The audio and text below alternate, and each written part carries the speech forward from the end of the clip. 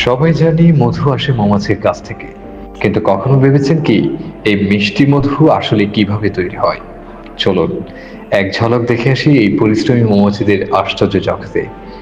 প্রথমে মাঠে উঠে বেড়ানো মৌমাছিরা রঙিন ফুল থেকে সংগ্রহ করে নেকটার।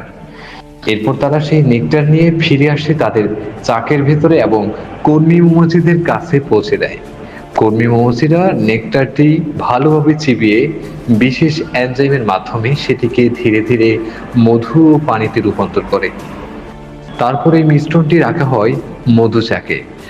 অতিরিক্ত পানি শুকিয়ে যাওয়ার জন্য মৌমাছিরা ঢানা জাপটি বাতাস তৈরি করে, যাতে প্রক্রিয়াটি দ্রুত সম্পন্ন হয়।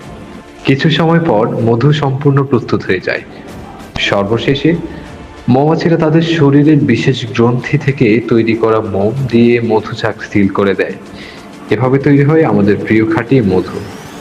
আপনি কি মধু ভালোবাসেন?